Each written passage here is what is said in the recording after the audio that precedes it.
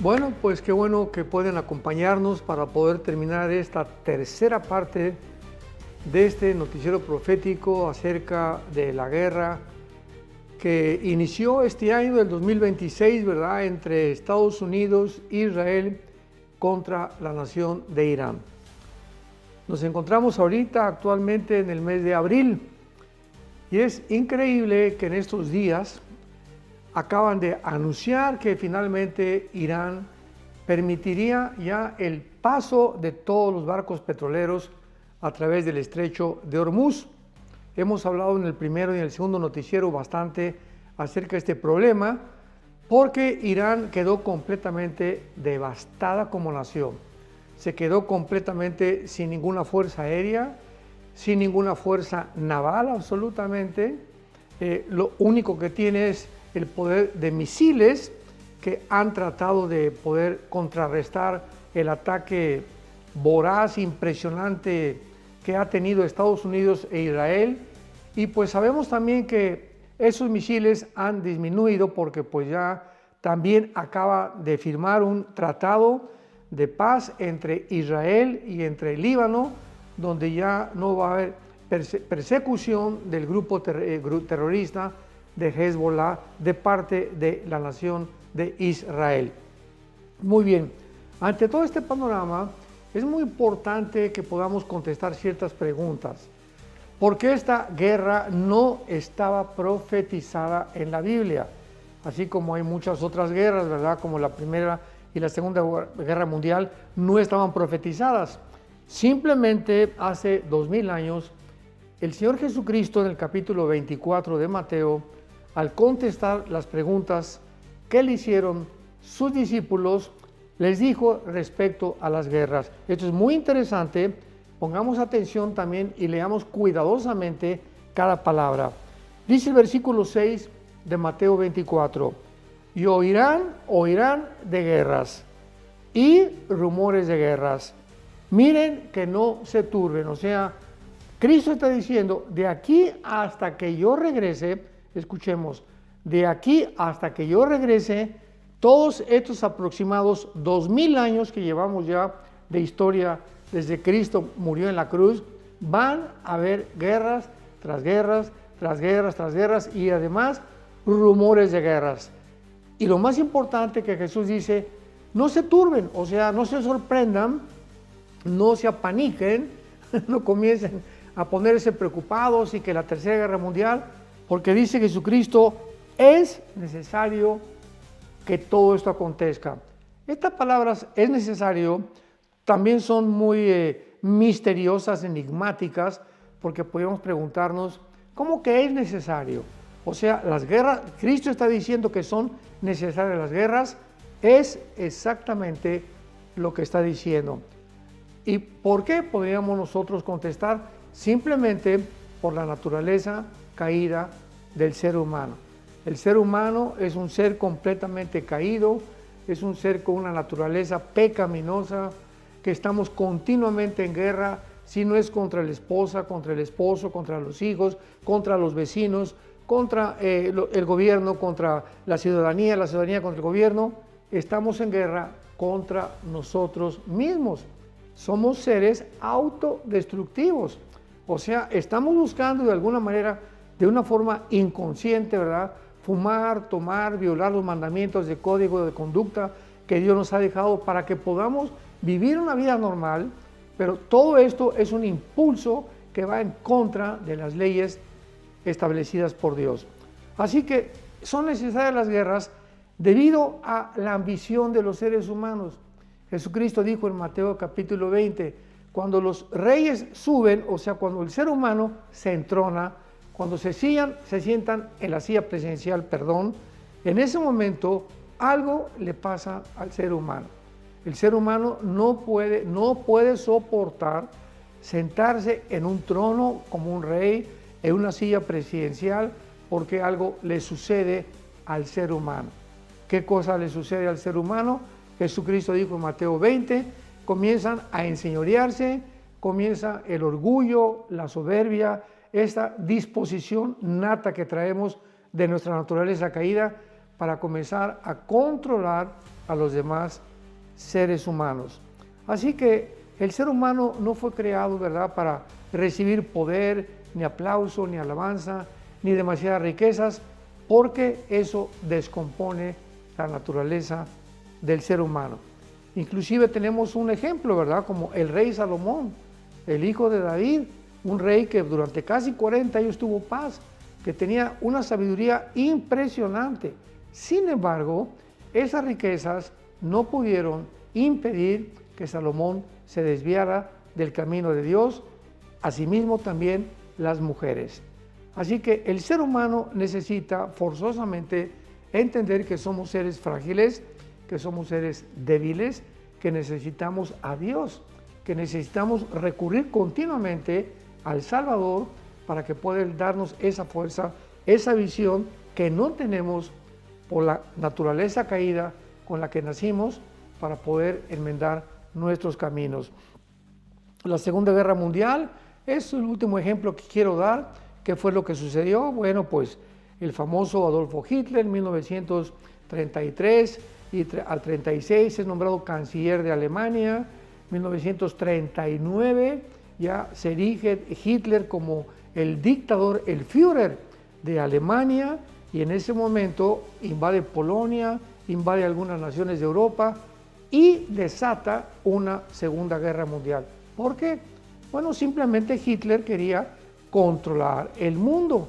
Ahí está la tendencia de todos los dictadores, césares, conquistadores, presidentes, reyes, todos tienen la misma ambición: dominar, dominar, dominar, conquistar y poder erigirse y ser llamados como dioses, como lo hicieron los césares romanos.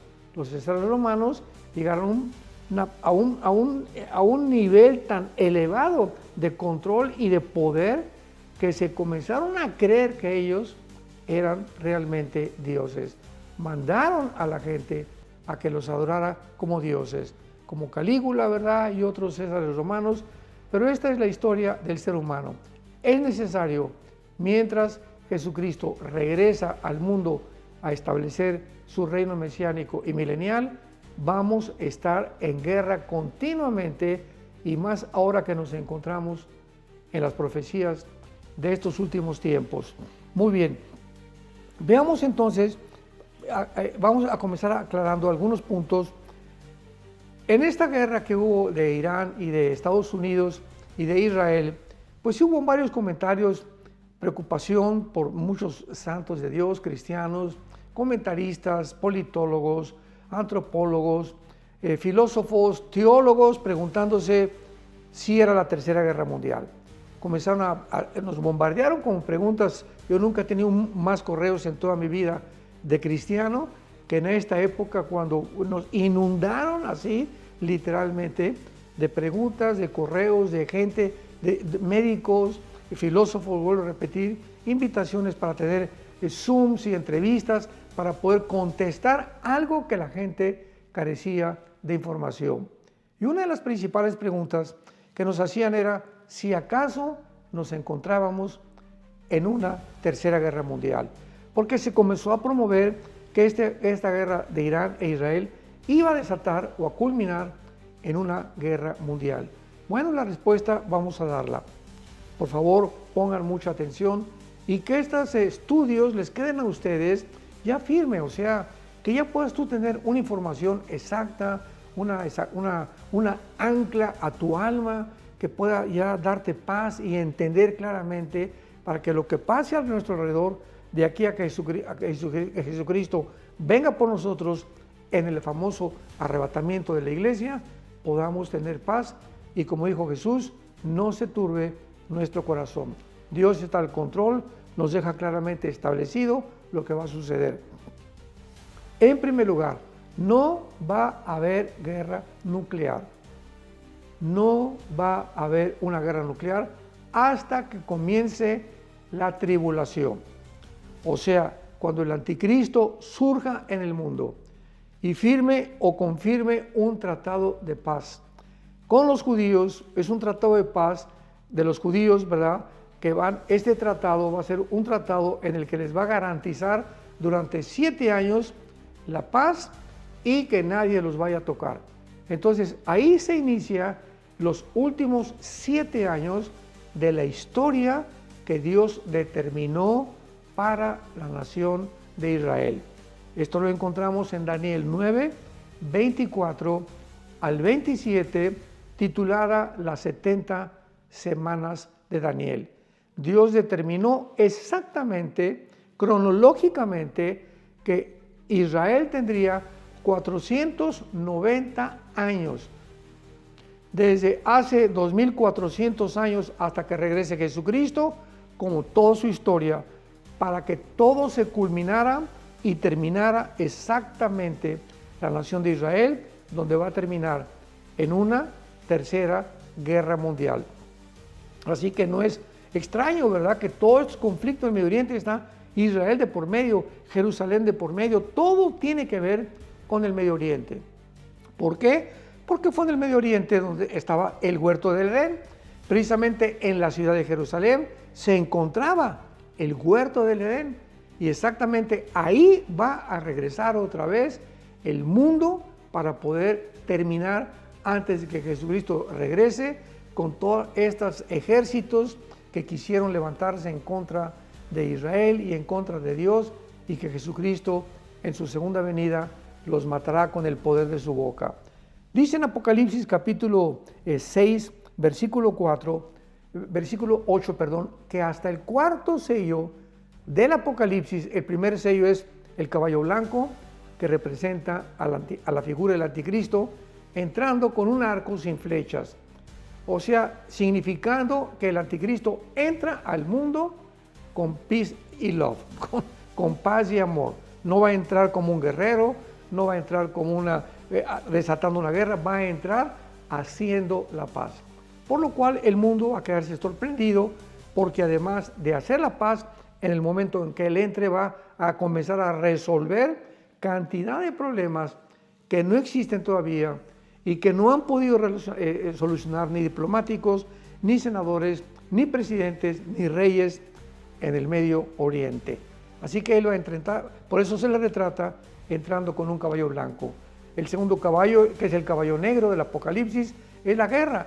Inmediatamente después de que él comience a hacer una supuesta paz, va a desatar una guerra. El tercer caballo, ¿verdad?, es el caballo que viene a traer las pestes, que viene a traer toda el hambre, es la consecuencia de la guerra.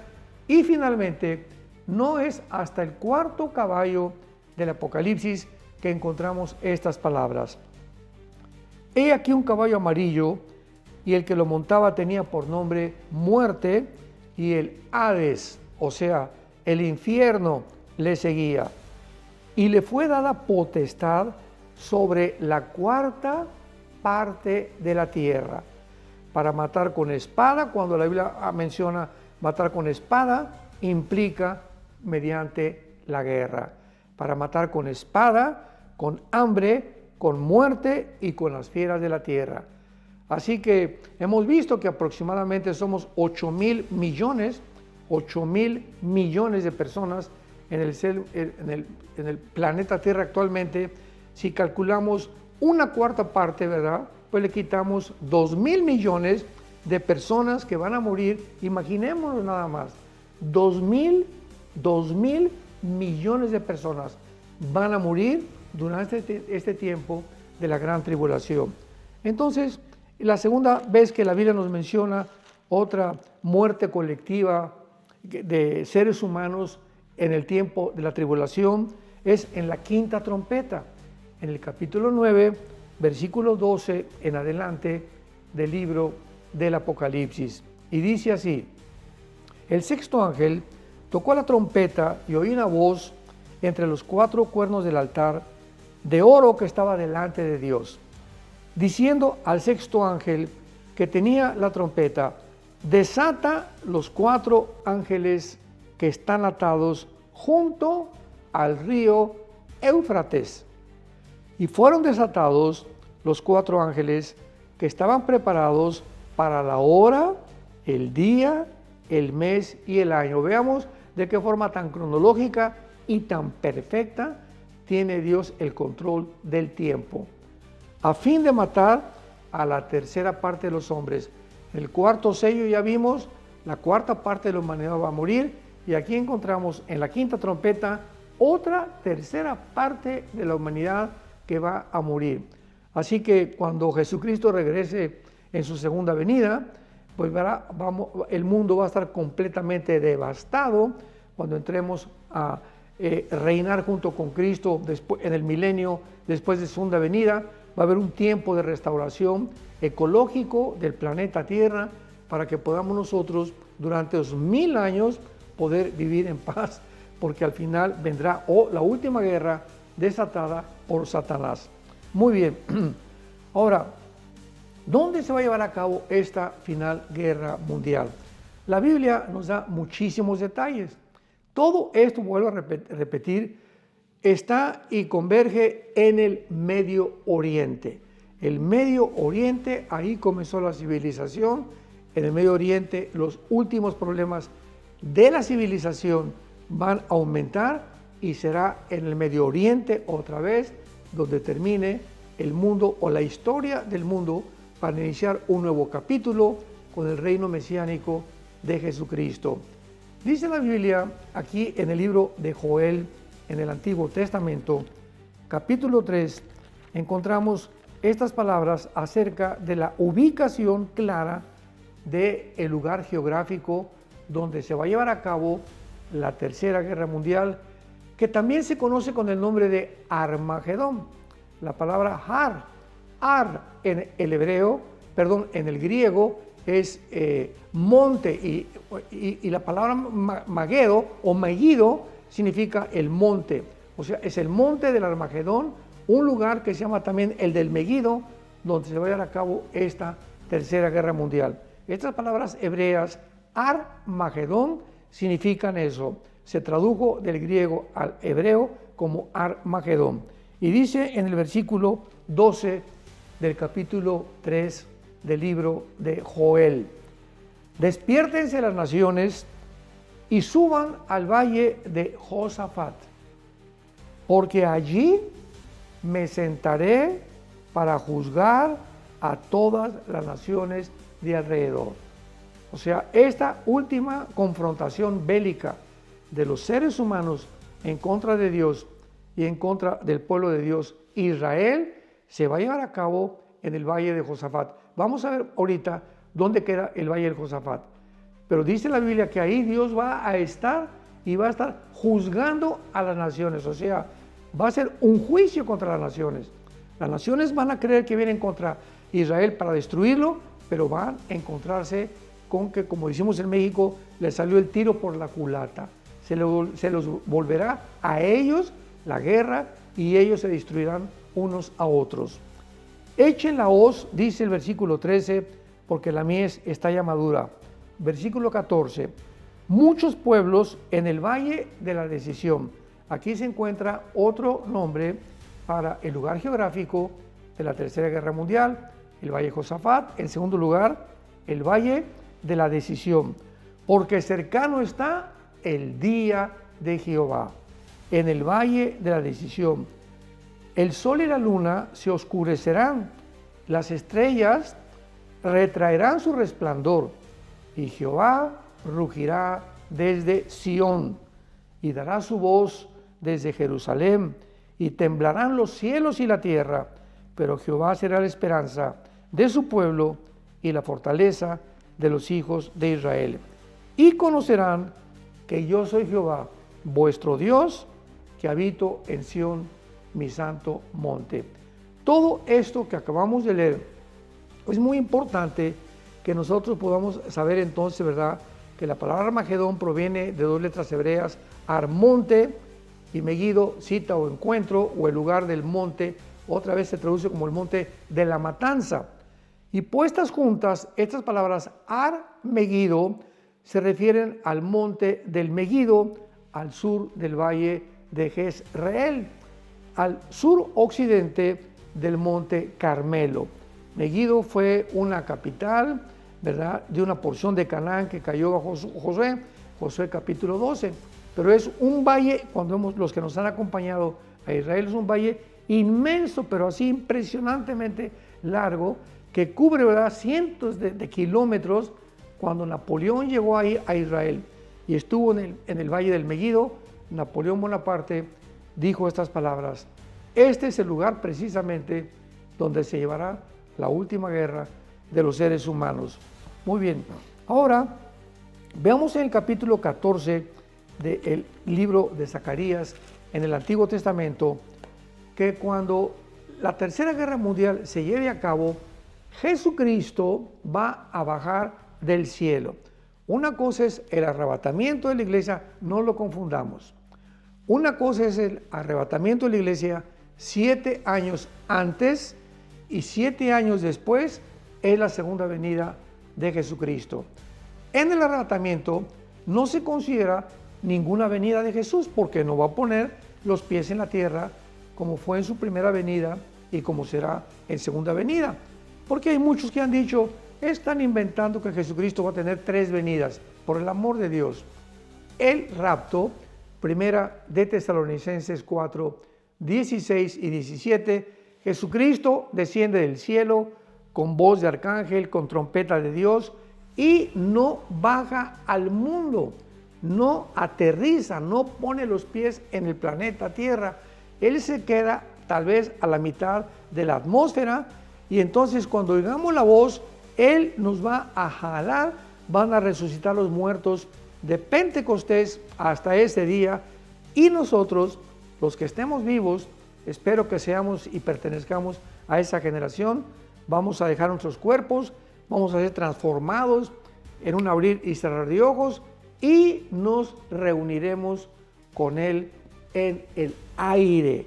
Y de ahí Él nos lleva a donde no nos baja a la tierra, nos lleva al cielo, a la casa de su Padre. Él lo dijo con estas palabras en Juan capítulo 14, versículo del 1 al 3. Si creen en Dios, crean también en mí, no se turbe vuestro corazón. Si voy a casa de mi Padre a preparar lugar para vosotros, voy a casa de mi Padre a preparar lugar para vosotros. ¿En dónde? En el cielo. Y si viniere, con cuidado leamos esto, y si viniere otra vez, dice Jesucristo, os tomaré, ahí está el arrebatamiento, os tomaré a mí mismo, para que donde yo estoy, ustedes también estén. ¿En dónde va a estar Jesucristo cuando venga? Pues en la casa de su Padre. ¿A dónde vamos a estar nosotros? Nos va a llevar con Él al cielo, a los que tengamos la bendición de poder ser arrebatados en el rapto famoso de la iglesia. Así que esto es muy importante de considerar. Ahora bien, van a pasar 7 años, entonces vamos a estar nosotros en el cielo.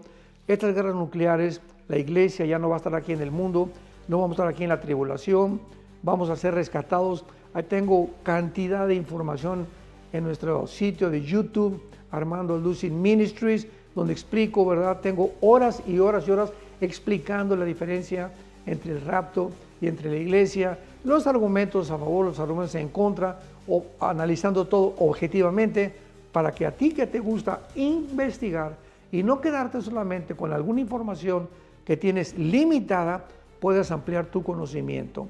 Entonces, en Zacarías capítulo 14 se describe claramente ya la segunda venida de Jesucristo con nosotros. Mientras estamos en el cielo en estos 7 años, estamos en el cielo en lo que se llama el tribunal de Cristo. Romanos 14:10, porque todos nosotros compareceremos ante el tribunal de Cristo.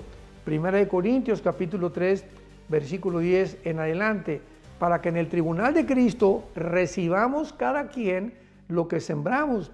Los que sembraron con diamantes, con oro y con plata, recibirán recompensa. Los que hicieron obras con heno y con paja, que es combustible, se quemarán sus obras y sufrirán grande pérdida.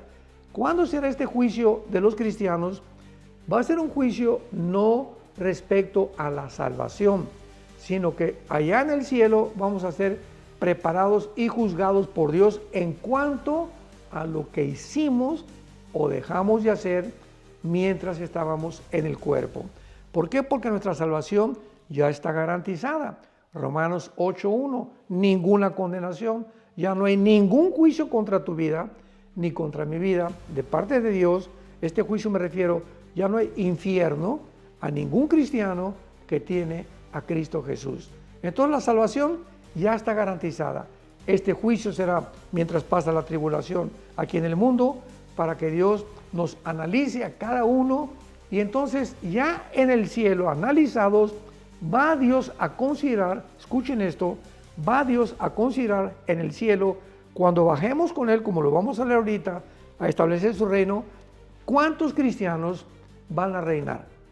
O sea, cuando bajemos todos aquí al cielo, los cristianos, en el tiempo ya del milenio, en la segunda venida de Jesucristo, que lo acompañemos a Él con sus ángeles, hay cristianos, dice la Biblia en Apocalipsis 20, del 1 al 3, que muchos cristianos, los que fueron dignos, se sentarán en tronos a juzgar.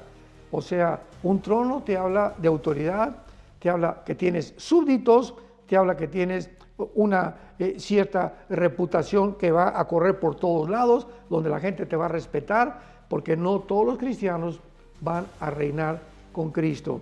Va a haber otros cristianos que van a ser soldados rasos, otros cristianos que tal vez sean coroneles, otros sargentos, otros cabos, en fin, va a haber diferentes posiciones de acuerdo a la fidelidad que tuvimos mientras estábamos en el planeta Tierra. Así que esto es muy importante para que cuando ya termine el juicio del gran tribunal de Cristo, Apocalipsis 19, vean ustedes la cronología. Inmediatamente en Apocalipsis 19 vienen las bodas del Cordero, que se llevan, ¿en dónde? En el cielo. Chécalo ahí en tu libro, en Apocalipsis 19, las bodas del Cordero. Y ya que celebremos las bodas del Cordero, bajamos con Cristo a la cena del Cordero que se llevará a cabo durante el milenio. Así que el rapto y la segunda venida tienen que ser completamente dos eventos diferentes para que estos lugares, estos eventos puedan llevarse a cabo de acuerdo al programa cronológico que Dios ha establecido en su palabra. Bueno, ahora sí leamos Zacarías capítulo 14. He aquí el día de Jehová viene y en medio serán repartidos tus despojos, porque reuniré a todas las naciones para combatir contra Jerusalén. La ciudad será tomada, serán saqueadas las casas, violadas las mujeres. La mitad de la ciudad irá en cautiverio, mas el resto del pueblo no será cortado de la ciudad. O sea, cuando lleguen los ejércitos del mundo a la ciudad de Jerusalén para tratar ya finalmente de exterminar a la nación de Israel y borrar de mapa a los judíos, van a pasar todas estas atrocidades en contra de los judíos, que Cristo les advirtió que era una persecución como jamás, y una matanza y una crueldad como nunca en la historia la había habido. Pero dice en el versículo 4, y se afirmarán sus pies en aquel día sobre el monte de los olivos que está enfrente de Jerusalén, al oriente, y el monte de los olivos se partirá por en medio, hacia el oriente y hacia el occidente, haciendo un valle muy grande, y la mitad del monte se apartará hacia el norte y la otra mitad hacia el sur. En otras palabras, aquí vemos que Jesucristo baja y dice claramente que en aquel tiempo bajará Jesucristo y pondrá sus pies en el monte de los olivos. Se afirmarán sus pies en el monte de los olivos y se va a hacer como una cruz ahí enfrente de Jerusalén en la venida de Jesucristo. Y dice el versículo 6, acontecerá que en ese día no será luz clara ni tampoco oscura. Vemos pues claramente que en la segunda venida de Jesucristo viene con todos nosotros a reinar y establecer su reino milenial. Y ahora vayamos al libro del Apocalipsis capítulo 19 y veamos otro relato de la segunda venida de Jesucristo por medio del apóstol Juan en el libro del Apocalipsis, que coincide exactamente con Zacarías capítulo 14 que acabamos de leer. Dice Apocalipsis 19, versículo 11. Entonces vi el cielo abierto y un caballo blanco, y el que lo montaba se llamaba Fiel y Verdadero, y con justicia, juzga y pelea. Sus ojos como llama de fuego. Había en su cabeza muchas diademas, y tenía un nombre escrito que ninguno conocía sino él mismo. Estaba vestido de una ropa teñida en sangre, y su nombre es el Verbo de Dios. Y los ejércitos celestiales, vestidos de lino finísimo, blanco y limpio, le seguían en caballos blancos. De su boca sale una espada aguda para herir con ella a las naciones, y las regirá con vara de hierro, y él pisa el lagar del vino del furor de la ira del Dios Todopoderoso. Y en sus vestiduras y en su muslo tenía escrito este nombre: Rey de Reyes, Señor de Señores.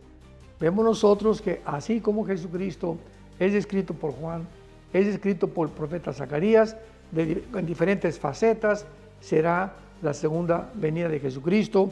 Y veamos en penúltimo lugar cómo el evangelista Mateo describe en el capítulo 24 la segunda venida de Jesucristo, para que no quede ninguna duda que la segunda venida de Jesucristo viene exactamente después de la tribulación.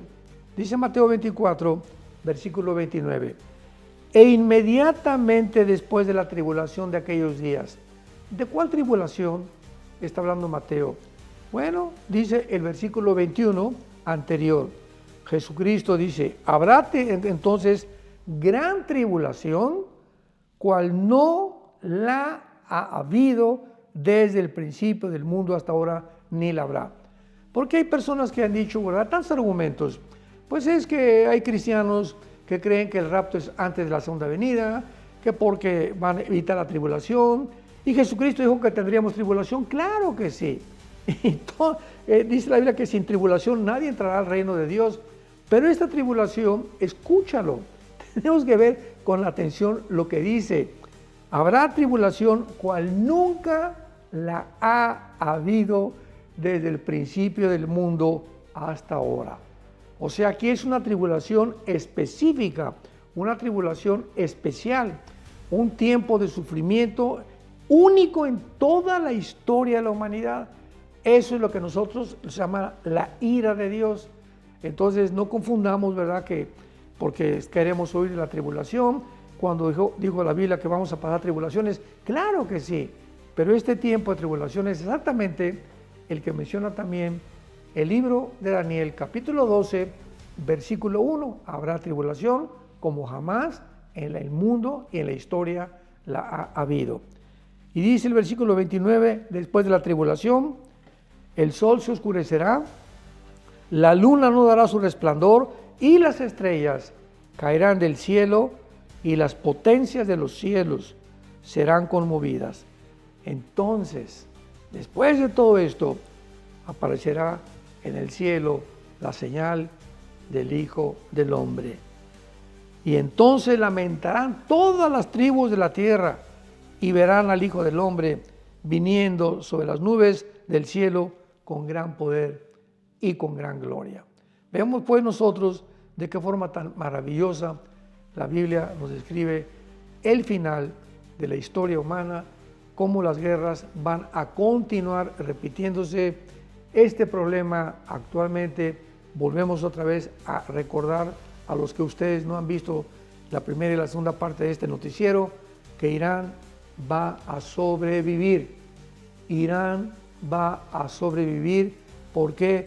Porque la Biblia dice claramente que Irán tenía el nombre de Persia en el Antiguo Testamento, que le fue cambiado a Irán en 1935.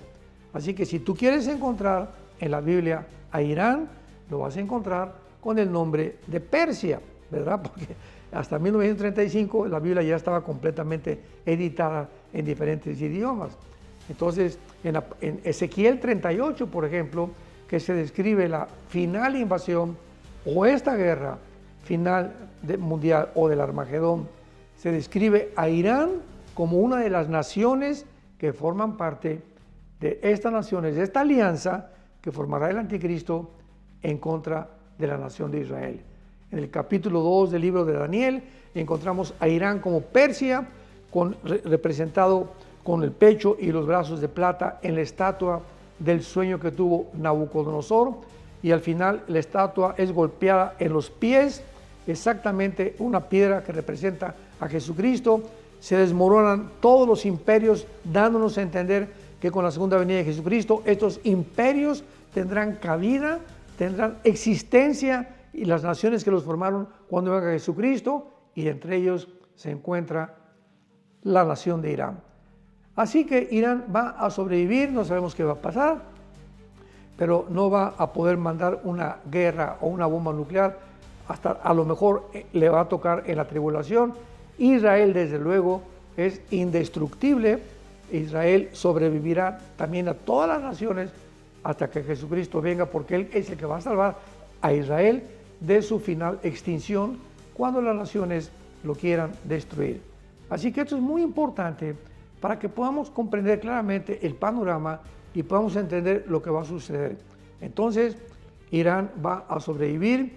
¿Qué con Estados Unidos? Estados Unidos, ¿verdad? Tarde o temprano, escuchémoslo, Estados Unidos, tarde o temprano, va a abandonar a la nación de Israel. ¿Por qué? Porque la Biblia dice, recurramos a la palabra profética más segura, la Biblia dice que Israel se va a quedar en ese tiempo completamente sola, al grado que va a tener que pedirle ayuda al anticristo, que va a ser el Mahdi musulmán, ¿verdad? Porque el anticristo es el Mahdi, el famoso guía o Mesías que la religión islámica están esperando, sobre todo los chiitas, y cuando él venga van a tener que recurrir con él para que él les garantice a Israel que nadie los va a tocar por 7 años. Aunque este tratado sabemos que lo va a violar a los 3 años y medio. Así que Israel tiene que sobrevivir también a todos estos acontecimientos, mas no así Rusia, y también es dudoso el futuro de China, porque simplemente en Apocalipsis 16 dice la Biblia que los reyes del oriente atravesarán el río Tigris y Éufrates para entrar a la guerra del Armagedón y destruir Israel. No sabemos si en estos reyes del oriente se incluye a China, puede ser que sí, puede ser que no, pero algo que sí es seguro, ¿verdad?, que ni Estados Unidos ni Rusia tienen vela en el entierro en los acontecimientos de los últimos tiempos. Estados Unidos no sabemos si va a pasar a un segundo nivel como lo que ha desarrollado desde la Segunda Guerra Mundial, de supremacía política, económica y militar, o va a pasar al segundo o tercer lugar, o su economía va a ser caída, o por su inmoralidad, o tal vez que manden algún misil a Washington y con eso no tienen que bombardear todo Estados Unidos para que desaparezca. Un solo misil nuclear que caiga en Washington es suficiente para que Estados Unidos jamás vuelva a levantarse hasta que Jesucristo regrese. Entonces, pongamos atención para que podamos entender qué es lo que va a suceder. Y finalmente, este último punto lo quiero resaltar. El anticristo, escúchalo, por favor, no va a aparecer en el mundo, no es ni Jared Kushner, el yerno de Trump, no es Trump tampoco el anticristo, no es el príncipe, el rey de España, no es ningún personaje que ahorita han tratado de lanzar en las redes, en el TikTok, etcétera, etcétera, en los medios sociales, para tratar de atraer la atención. El anticristo es un ser ahorita segurísimo que ya está en el mundo, pero es un ser completamente desconocido, que no se va a revelar. Escucha, no se va a revelar al mundo, ni el mundo lo va a conocer hasta que antes de que él haga su aparición públicamente en el mundo, se tienen que formar 10 naciones. Estas 10 naciones representan los 10 dedos de los pies del estatua de Nabucodonosor y los 10 cuernos de Daniel 7, Daniel 8, Apocalipsis 12, Apocalipsis 13, Apocalipsis 17.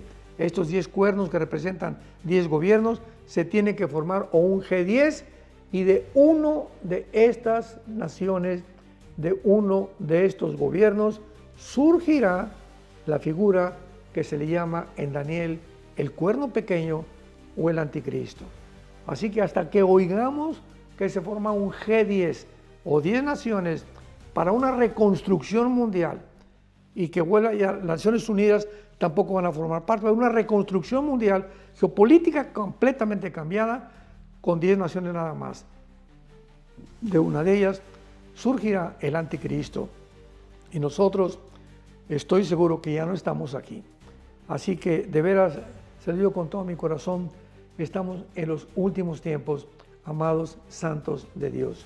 Estamos viviendo la última generación, yo le llamo la generación de la higuera, porque vamos a ser los que vamos a participar y ser testigos de las señales que dijo Jesucristo de esta última generación.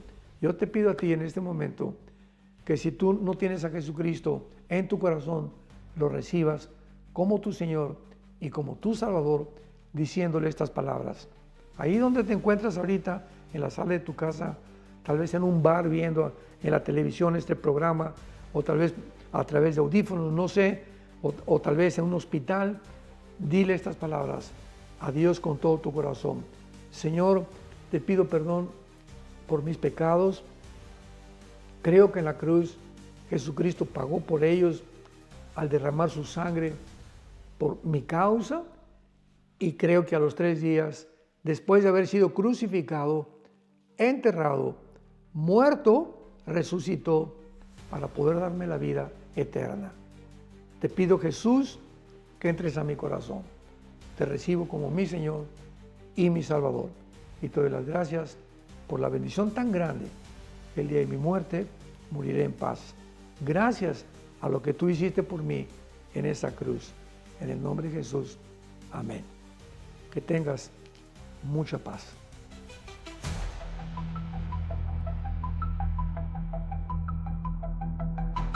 Estamos en el libro de Daniel.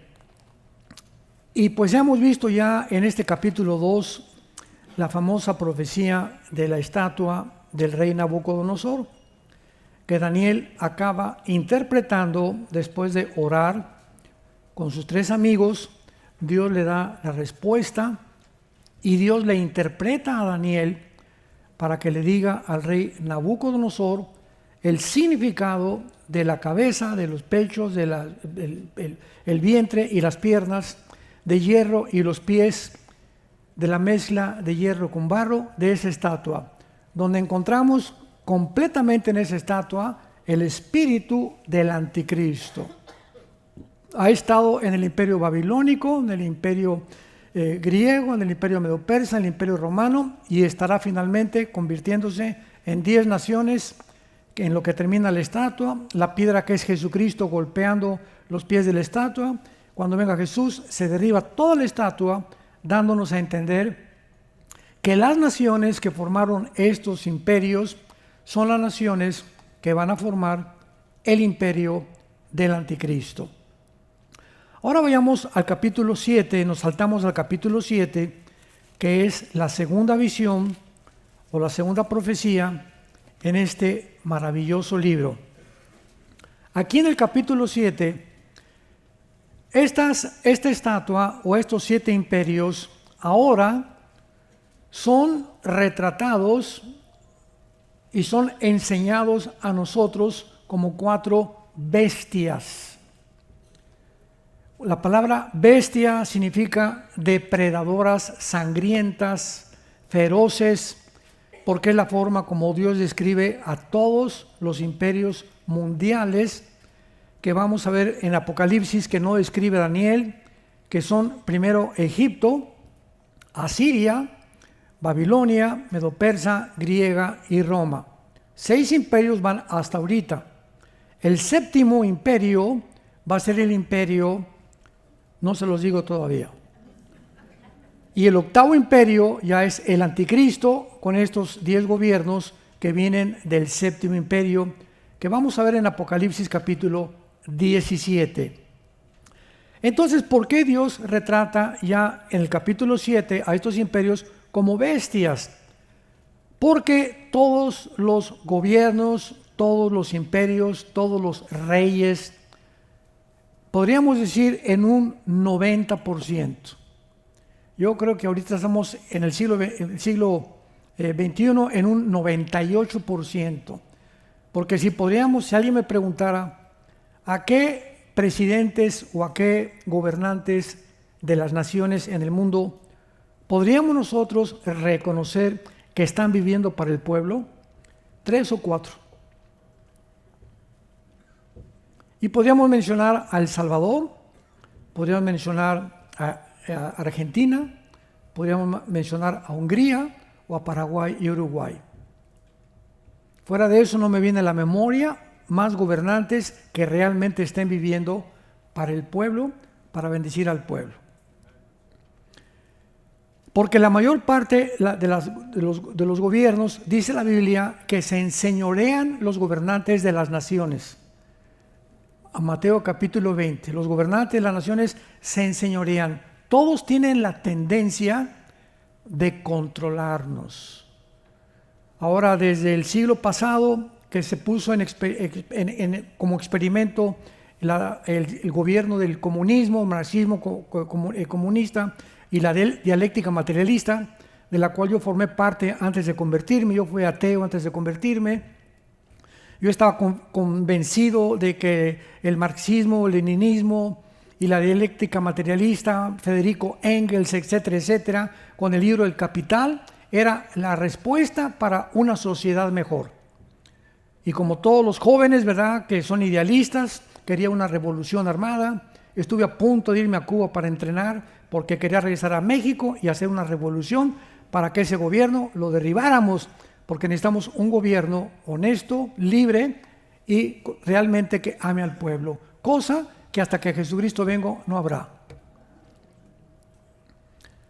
Entonces, cuando venimos a la Biblia, podemos comprender la razón de por cual una persona, cuando es elevada, cuando una persona se siente en una silla como rey, como gobernante, algo le sucede que se enferma. El poder enferma. El poder corrompe y el poder completo corrompe completamente.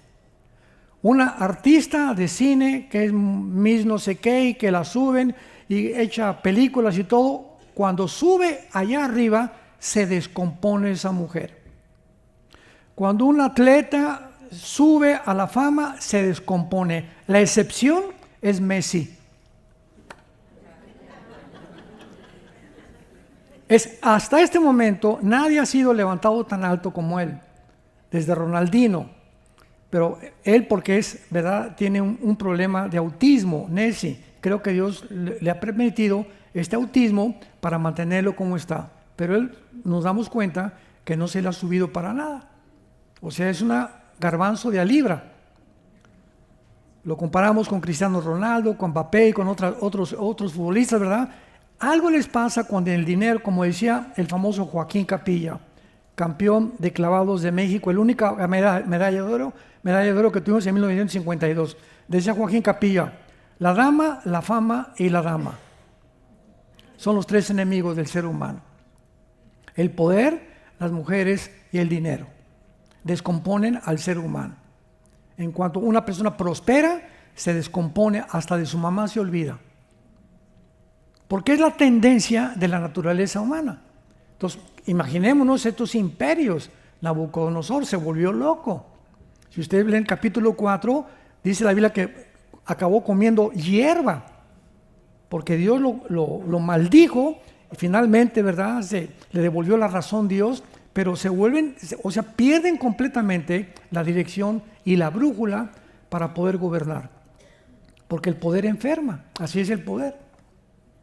Entonces, esta es la razón por la cual vamos entendiendo que en el capítulo 7 aparecen los mismos imperios en forma de bestias. O sea, tenemos a Babilonia, tenemos a Medo-Persia, que es Irán, tenemos a Grecia y tenemos a Roma. Veamos el capítulo 7 en esta visión que tiene Daniel. Dijo el versículo 2: miraba yo en mi visión de noche, he aquí los 4 vientos. A los que les interese, en tu Biblia, a la palabra viento, ponle la palabra R-U-A-C-H, que se pronuncia Roach, pero en el hebreo es Roach. La CH en el hebreo es como J, Roach, que significa espíritu. La palabra espíritu en hebreo es Roach, Roach al-Kadesh o al-Mashiach, ¿verdad? El Espíritu Santo.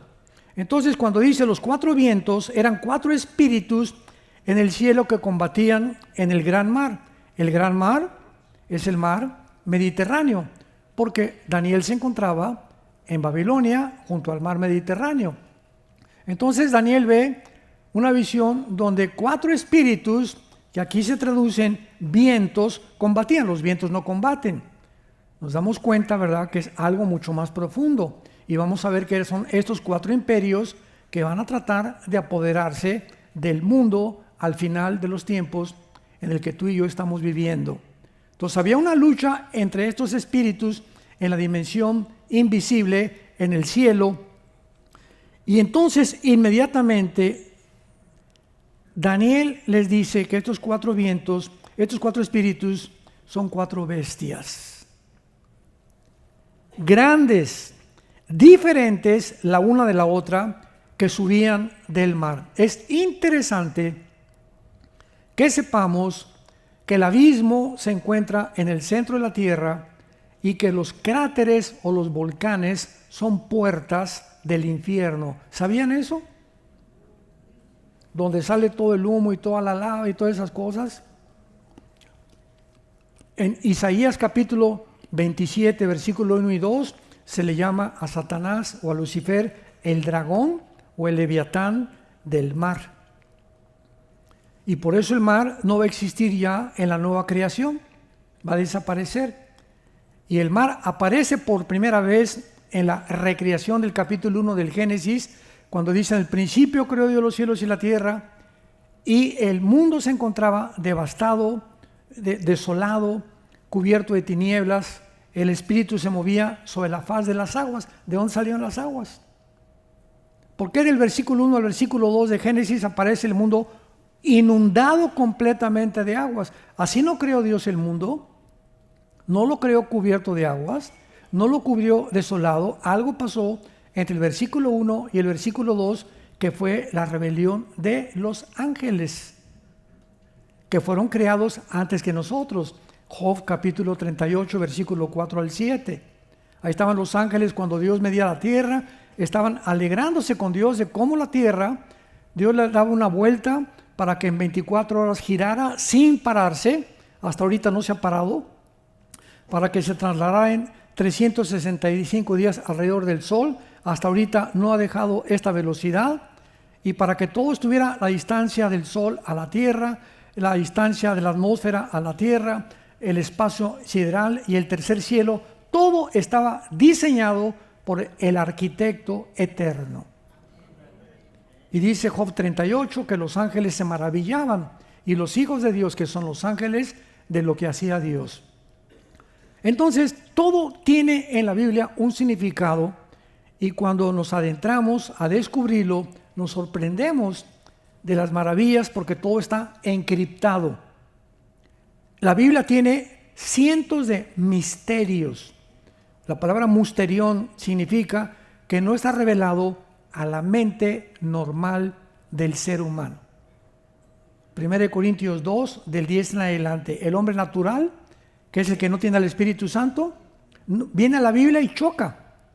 Oye, aquí hay mucha sangre, y aquí no, esas guerras, y por qué Dios manda a matar a los cananitas. Chocan, aunque sea la persona con 5 doctorados, PhD, y maestro en filosofía y letras, y puede ser científico, y puede ser químico. No pueden entrar a la mente de Dios, porque este libro se explica por alguien que tienes que recibir antes en tu vida, para que el Espíritu Santo te abra las páginas de la Biblia a la calabaza que tienes aquí. Dios escondió las cosas más profundas de los sabios y los entendidos, y se las reveló a los niños, para enloquecer la sabiduría de los sabios, 1 Corintios 1, 21 en adelante. Porque lo necio de Dios es más sabio que los hombres. Este pasaje de 1 Corintios 1 fue el que yo consideré para convertirme. Yo tenía 1000 preguntas con Dios, y por qué esto y por qué aquello, que lo escribí en mi libro, Dios y la existencia del mal. Creo que ya se acabó. Pero ahí volqué todos estos pensamientos y entendí que lo que para mí parece necio, lo que yo no entiendo, ¿cómo puedo entenderlo si soy un ratoncito, menso, tonto, con la gran inmensidad del pensamiento de Dios? Es como un niño de 5 años preguntándole a Alberto Einstein: oye, ¿qué significa E igual a mc al cuadrado? La famosa fórmula de la teoría de la relatividad, la energía por la velocidad de la luz. ¿Qué le contesta Einstein? Mira, chamaco menso, aunque te lo explicara, no lo vas a entender porque tu cerebro no está desarrollado. Vas a tener que crecer a los 10 años, a los 15, a los 20, tal vez a los 25, 30. Cuando ya desarrolles y tengas más información, vas a entender las ecuaciones científicas que están consideradas en la física cuántica. Pero aunque te lo enseñe, no te lo puedo explicar. Así, cuando una persona viene a la Biblia sin el Espíritu Santo, es un bebé. Y quiere entender a Dios cuando su mente espiritualmente está muerta. Porque son cosas espirituales. Entonces, Daniel ve 4 bestias diferentes unas de la otra, y la primera era como un león, y los que tengan la Biblia, pónganle Babilonia. Esta es Babilonia, el león representa a Babilonia. La segunda, versículo 5, un oso, el oso es Irán, y ahí lo explica cada versículo por qué. El tercero es un leopardo, que es muy importante, que es Grecia, que es el tercer imperio que vimos. Las 4 cabezas del leopardo son las 4 divisiones del imperio griego. Y la cuarta bestia no tiene nombre. El Espíritu Santo no encontró ningún nombre de ninguna bestia depredadora para calificar la cuarta bestia. Imaginemos nada más este cuarto imperio, que vamos a ver quién es, que dice la Biblia: vi la cuarta bestia, versículo 7. Lo único que se dice es que era espantosa, terrible, en gran manera fuerte, con dientes grandes de hierro, devoraba y desmenuzaba las obras, y era muy diferente de las otras bestias que vi de ella, y tenía 10 cuernos. La palabra diferente es la palabra Shainá en el hebreo, que significa de otra característica o fuera de lo natural. ¿Qué significa esto? Que este cuarto imperio no va a ser igual a los demás, va a ser un imperio sobrenatural, fuera de lo común. Nunca ha existido en la historia un imperio como este, que va a derivar en la persona del anticristo. Shainá, un imperio fuera de lo común, un imperio sobrenatural, un imperio que traspasa la capacidad política y todo lo que actualmente los gobernantes están buscando. Y de ese imperio, dice la Biblia, tenía 10 cuernos. Y aquí vamos antes a tener que detenernos para ir con mucha calma y comenzar a explicar estos 10 cuernos. Muy bien, los cuernos en la Biblia simbolizan reinos y simbolizan líderes también, de acuerdo al contexto en el que se use. Aquí estos 10 cuernos significan 10 gobiernos que equivalen a los 10 dedos de la estatua de Nabucodonosor. ¿Me van siguiendo? La estatua de Nabucodonosor termina con los 10 dedos, que es la última parte, y ahí es donde golpea a Cristo la piedra, la estatua, porque cuando Cristo venga, estos 10 dedos, que son 10 gobiernos, que son 10 gobernantes, son la última forma de gobierno, y Cristo viene y deshace este gobierno del anticristo, y todos los demás se derriban, los que se encuentran detrás de estos 10 gobiernos que van a seguir al anticristo. Muy bien, veamos a estos, vamos a Apocalipsis 17 y vamos a compararlos, porque no es hasta que el apóstol Juan aparece 600 años después de Daniel. 600 años después de Daniel, más o menos como 80 años después de que muere Cristo, el Espíritu Santo se rapta al apóstol Juan y se lo lleva al cielo. Y ahí Juan, estando exiliado en la isla de Patmos, que está junto al mar Egeo, casi junto a Grecia, la isla de Patmos, el Espíritu Santo le revela el libro del Apocalipsis. La palabra Apocalipsis significa descorrer el velo. No significa, va bien mundo apocalíptico, por los juicios habla, pero la palabra Apocalipsis significa descorrer un velo. O sea, el Apocalipsis es una revelación que estaba velada con un velo. Y cuando somos cristianos, Dios nos comienza a quitar este velo. Y el cristiano es una persona que aquí ve y luego ve un poquito más y la ventana se va abriendo y más sol y más luz. Y mientras más obedeces, mientras más te entregas al Señor, más se abre la ventana y más alcanzas a ver y más alcanzas a entender. En Daniel 12 vamos a ver que dice: los entendidos entenderán. En Mateo 24 dice: como los días de Noé será la segunda venida. No entendieron. Continuamente se usa esa palabra, no entendieron. Y por no entender vino el diluvio y se los llevó a todos. Y actualmente en el siglo XXI, la mayor parte de los cristianos que van a la iglesia no han entendido que Dios nos llama a la santidad. No puedes jugar a ser cristiano. Como Daniel, decídete en tu corazón servir al Señor de una vez por todas, antes de que vengan más pruebas y te agarren descuidado.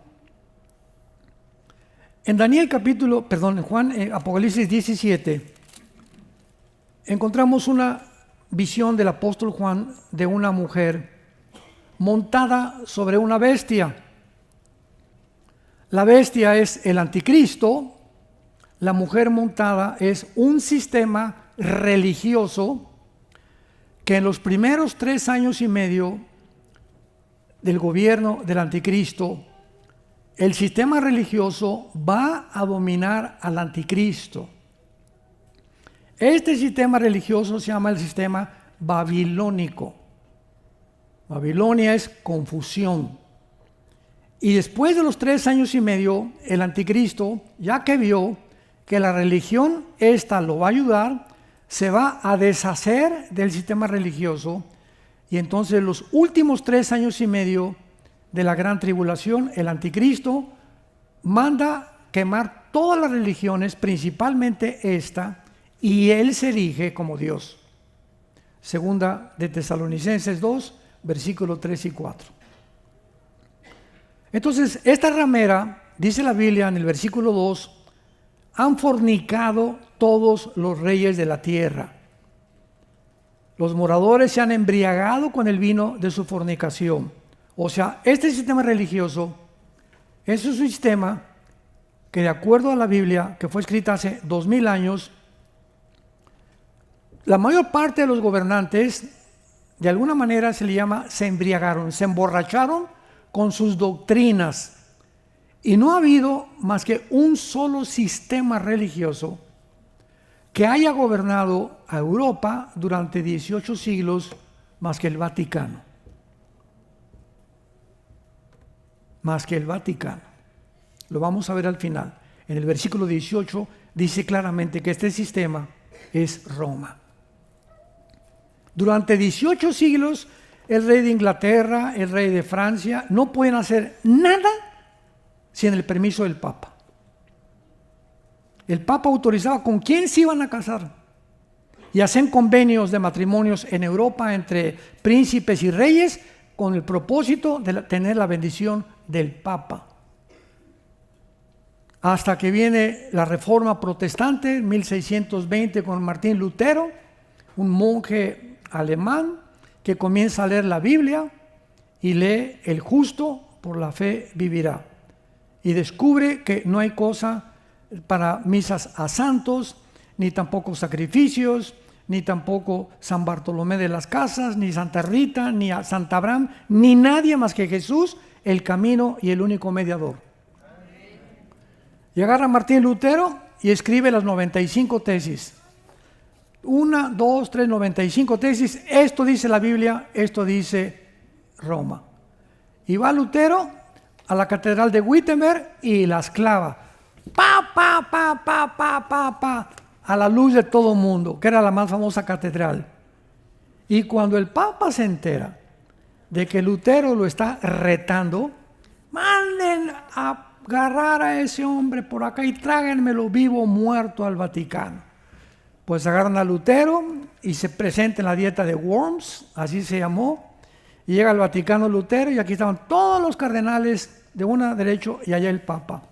Y se para Lutero y le dice el Papa a Martín Lutero: te contradices y vas a negar todo lo que escribiste. Y Lutero iba a una Biblia chiquita y dice Lutero: mira, cabezón,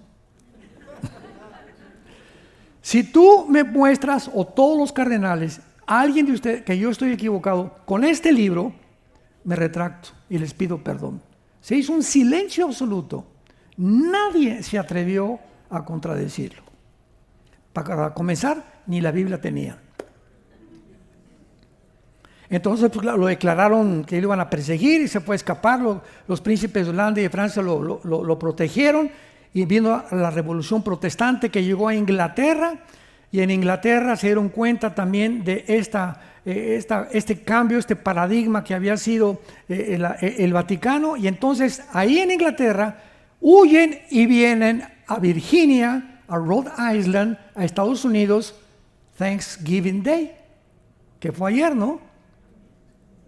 Ese es el Thanksgiving Day, cuando llegaron los peregrinos de Europa huyendo de la persecución del Vaticano y llegaron aquí con este libro, y con este libro se fundó y se estableció el gobierno de Estados Unidos. Y por eso se llama Thanksgiving Day. Le dan gracias a estos peregrinos que llegaron a este país a traer la palabra de Dios. Y este país se convirtió durante muchos años, durante siglos, en el propagador más grande en el mundo del Evangelio. La mayor parte de las iglesias en México, en El Salvador, en Ecuador, en Nicaragua, en Sudamérica, el 80% de las iglesias en Latinoamérica se han hecho con dinero de los misioneros norteamericanos. Y lo mismo en España y en muchas áreas de Europa. Así que hay muchísimo que tenemos que darle gracias a este país todavía. Entonces, estas 4 bestias que representan a estos 4 imperios, que fueron los que acabamos de ver en la estatua de Nabucodonosor, vemos claramente en el capítulo 17 de Apocalipsis que se representan bajo un sistema religioso que vamos a ver más adelante, que se le llama Babilonia la Grande. Versículo 5: la madre de las rameras y de las abominaciones de la tierra. Lo que les voy a decir les va a sorprender.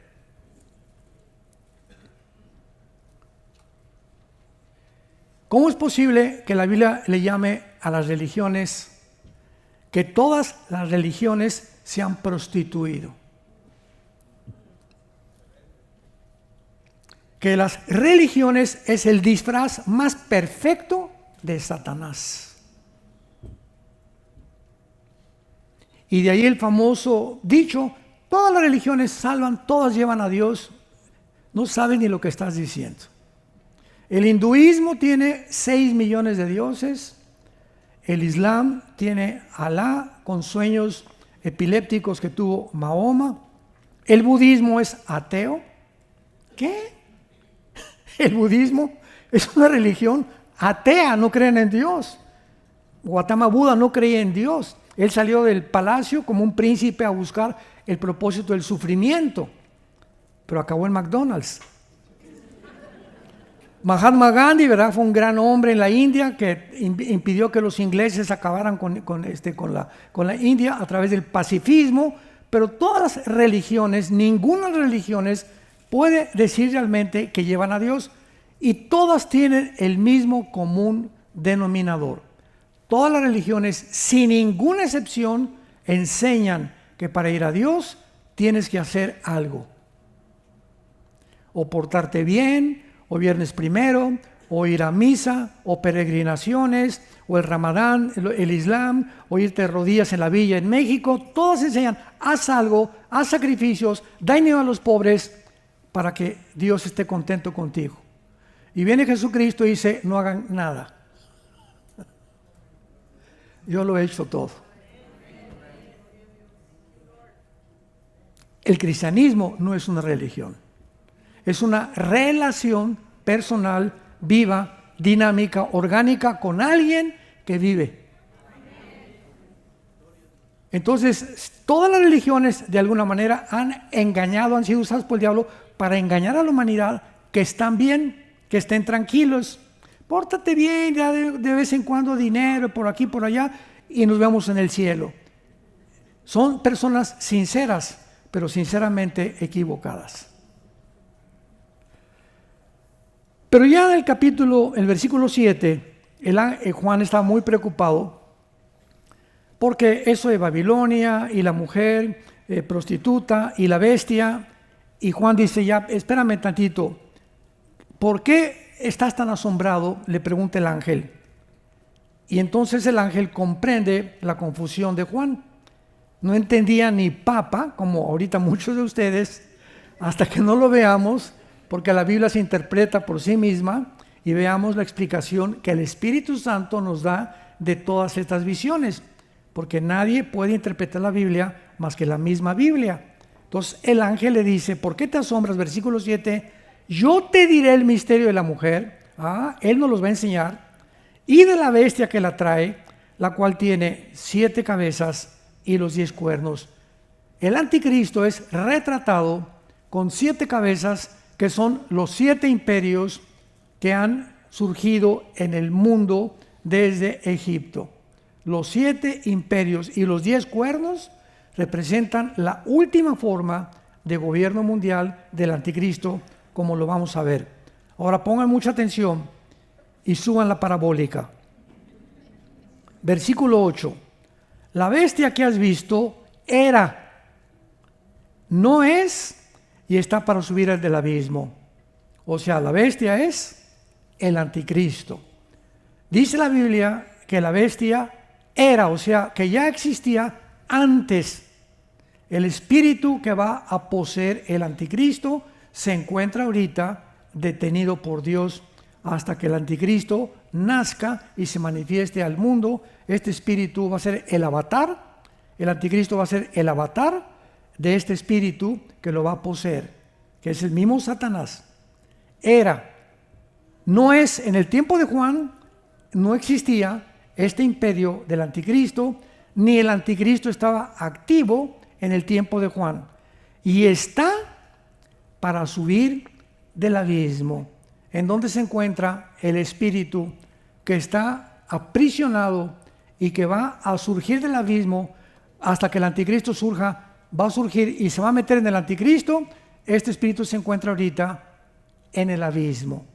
Rápidamente vean Apocalipsis 11. Rápidamente, no le quiten el dedo. Apocalipsis 17, Apocalipsis 11, versículo 7.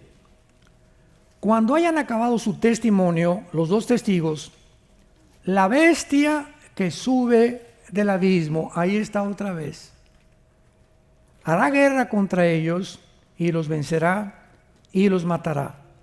Sus cadáveres estarán en la plaza de la grande ciudad, que es Jerusalén, que en sentido espiritual se llama Sodoma y Egipto, donde Cristo fue crucificado. Vemos ahí que otra vez se nos muestra que una bestia surgirá. Entonces el anticristo son 2 entidades. Va a ser un ser humano nacido de mujer. Tiene que ser un ser humano No es una máquina, no es un sistema de gobierno, no es una computadora, porque una computadora y un sistema de gobierno no pueden ser lanzados al lago de fuego. Y en Apocalipsis 20 se nos muestra que el anticristo y el falso profeta van a ser lanzados al lago de fuego. Entonces tiene que ser un ser humano.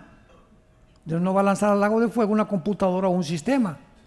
Entonces el anticristo es un hombre poseído por una entidad espiritual que se llaman principados, que los vamos a ver en Daniel 10, principados satánicos, que está en el abismo.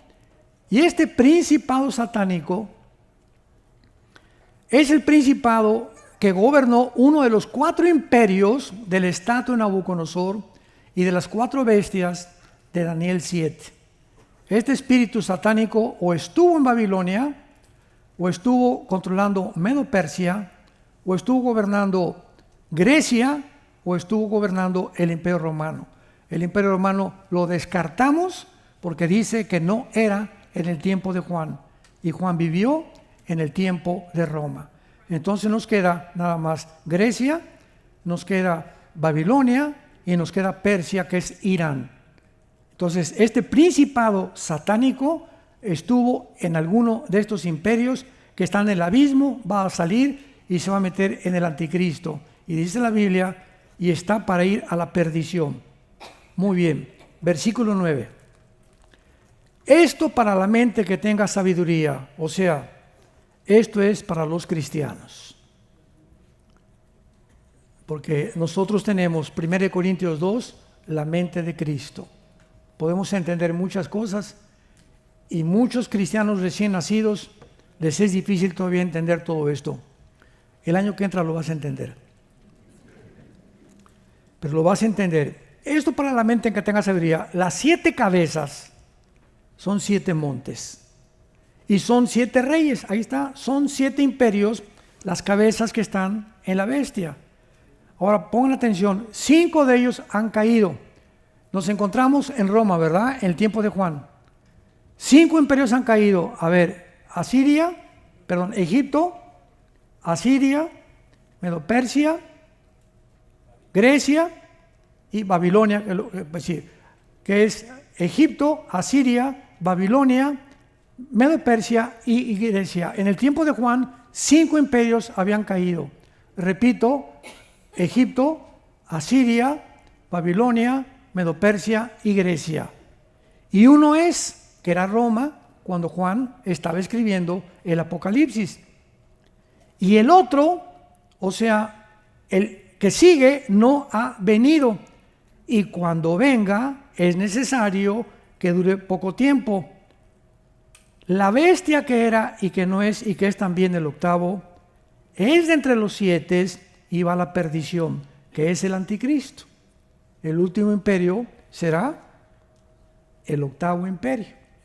O sea, desde el principio de la creación hasta que venga Cristo, habrán nada más 8 imperios.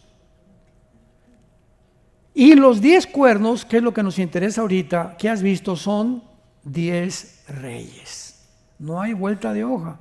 Son 10 gobernantes que aún no han recibido su reino, pero por una hora recibirán autoridad juntamente con la bestia. Es el gobierno del anticristo formado por 10 naciones. Los 5 dedos de la estatua de Nabucodonosor del oriente y los 5 dedos del occidente de la estatua de los pies de Nabucodonosor. Son los 10 dedos que en el Nuevo Testamento son 10 cuernos. Ya se nos interpreta que son 10 gobernantes junto con el anticristo. Entonces, estos 10 dedos de la estatua de Nabucodonosor que ya vimos es la última forma de gobierno mundial. Muy pronto, en estos meses, o el año que entra, no sabemos, o 2 años, va a haber una formación que se van a unir 10 naciones. Cuando oigamos un G10, apriétense el cinturón. No, más bien, desabróchenselo, porque ya nos vamos. Si me lo aprieto me quedo, ¿verdad? Perdón. No, desabrochémonos el cinturón y alabemos a Dios porque nuestros días están contados. Ahora dice el versículo 13 que estos 10 cuernos, versículo 13, tienen un mismo propósito, o sea, piensan los 10 lo mismo y entregarán su poder y su autoridad a la bestia. ¿Ven cómo las conexiones son en la Biblia tan importantes? Ya entendemos que estos 10 dedos de los pies de la estatua de Nabucodonosor es la última forma de gobierno mundial. Ya se nos explica en el Nuevo Testamento que son 10 reyes, que son 10 gobernantes, que se van a unir, todos van a pensar lo mismo, y una vez que se formen los 10, o sea, antes que el anticristo surja al escenario mundial, es forzoso que antes se junten 10 naciones. Hasta que no oigamos que se juntan 10 naciones, no esperemos que la tribulación ha comenzado. Esta es la primera pista que el Espíritu Santo nos deja. Cuando se junten 10 naciones, el anticristo tiene que salir de una de esas 10 naciones, como vamos a regresar después a Daniel 7. Y entregarán su poder a la bestia, pelearán contra el Cordero y el Cordero los vencerá. O sea, es la última forma de gobierno que el anticristo viene a destruir, porque él es Señor de señores, etcétera, etcétera. Luego dice el versículo 16, vean, y estos 10 cuernos aborrecerán a la ramera, la dejarán desolada y desnuda, devorarán sus carnes y la quemarán con fuego.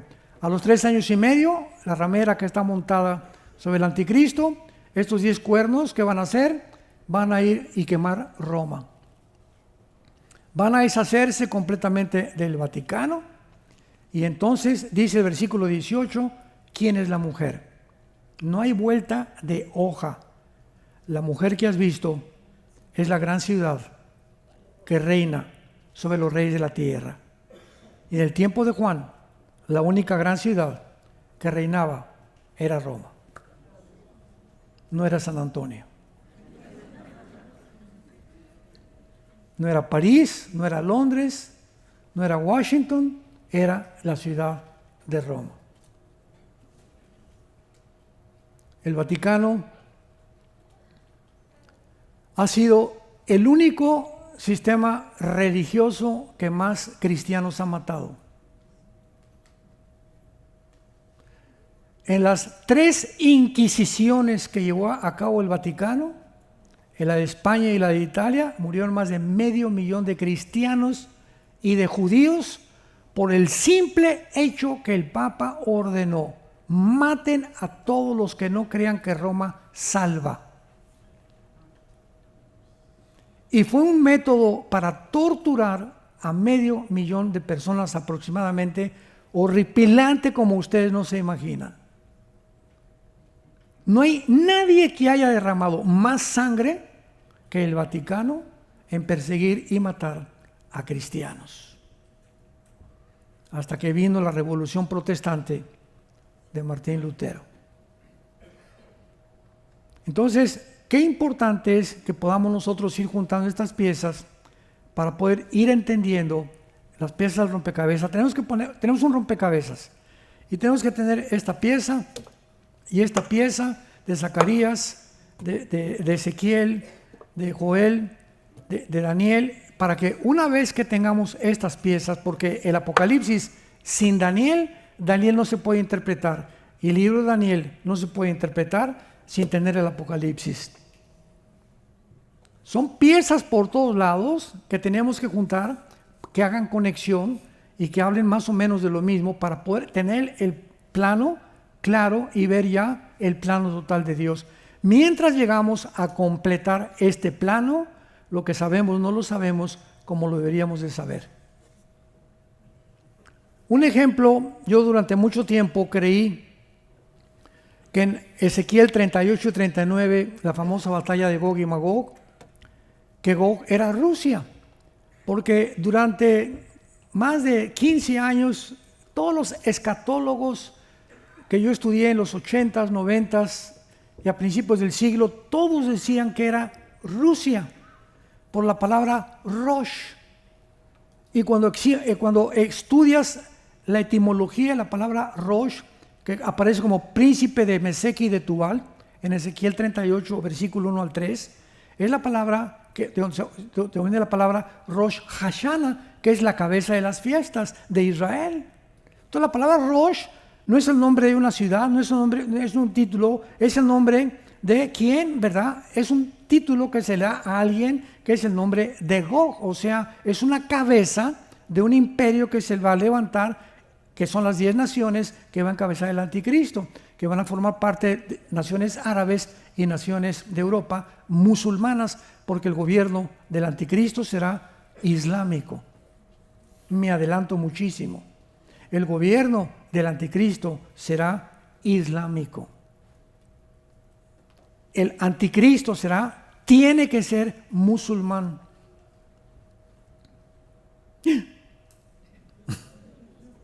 No va a ser azteca ni maya. Va a ser musulmán. ¿Por qué musulmán? Síganme con cuidado. Cuando el anticristo aparezca, Israel tiene que estar en un hoyo, abandonada por Estados Unidos. Se va a encontrar Israel pidiendo, como ahogándose en el mar. Me ahogo, me ahogo. Lánceme un salvavidas. Help, ayuda. Y los únicos que van a ayudar a Israel son los árabes. ¿Por qué? Porque se va a sentar un hombre llamado el anticristo. Venga para acá y va a venir el gobierno de Israel. Les voy a firmar un pacto por 7 años. Se los voy a firmar. Les voy a prometer, este hombre les va a decir al gobierno de Israel, que en 7 años los musulmanes y los árabes no los van a tocar. Síganme con mucho cuidado.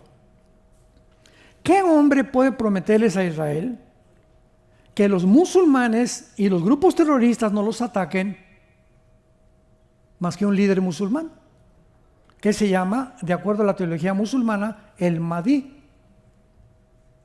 que significa el Mesías? El mundo islámico está esperando al Mesías, igual que los judíos ortodoxos, que un Mesías venga, porque no creyeron en Jesucristo. Y cuando este hombre aparezca, el Mahdi para los musulmanes, para nosotros es la persona del anticristo. Entonces, viene este hombre el Mahdi, que están esperando, que es el Mesías del Islam, y es al único que se le van a hincar, porque es sagrado, es el descendiente de Mahoma. Y es el único que puede tener a los grupos terroristas y al mundo islámico que le hagan caso, porque es el Mesías de ellos. Y entonces, a los 3 años y medio, el anticristo viola el pacto e inicia la final persecución de Apocalipsis capítulo 12. Pero por eso no puede ser, es posible que el anticristo sea judío musulmán, porque Pablo era judío y era ciudadano romano. Si tú vienes de México o de Costa Rica y naces aquí en Estados Unidos, eres ciudadano americano, ¿verdad? Pero tu origen es tico, costarricense o nicaragüense, de ahí son tus padres. Nosotros, mi familia, por ejemplo, venimos de Europa, de Europa, de algunos países de Europa. Yo nací en México, pero ¿dónde está nuestro origen? En Europa. Entonces, el anticristo, dice la Biblia, que va a surgir de la tribu de Dan. Génesis 49. Me he adelantado muchísimo ahorita.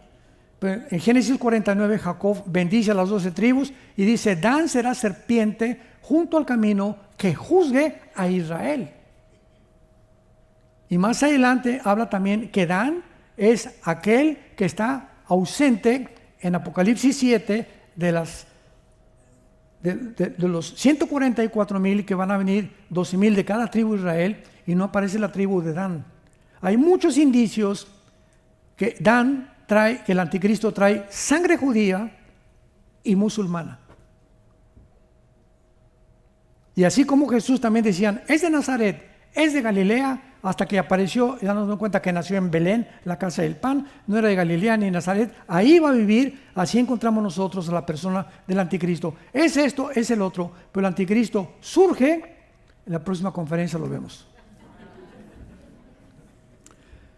Es importante, pues, que en este capítulo 7, que es la segunda visión de Daniel, podamos entender claramente que este cuarto imperio es el cuarto imperio de las piernas de hierro de la estatua de Nabucodonosor, que es Roma.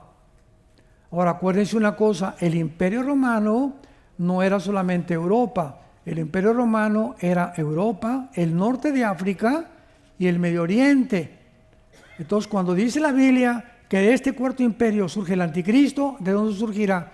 Del antiguo Imperio Romano, pero de Europa, del norte de África o del Medio Oriente. Esa es la incógnita que vamos a contestar en la siguiente conferencia. Te damos gracias, Padre, en esta tarde por tu palabra, maravillosa, profunda, encriptada, llena de misterios. Gracias, Espíritu Santo, por revelarnos estos misterios y estas verdades tan importantes para alumbrar nuestro camino, para que sepamos que tenemos una esperanza segura como una ancla firme de nuestra alma. Te pido, Padre, que en esta hora todos tus hijos y tus hijas que te están escuchando, les des y les concedas un espíritu de revelación en tu conocimiento. Dales un espíritu de sabiduría y de entendimiento espiritual para que puedan comprender la esperanza a la que hemos sido llamados, para que permanezcamos firmes en esta esperanza hasta el fin y seamos hallados irreprensibles en su venida, para amor de tu Hijo Jesucristo.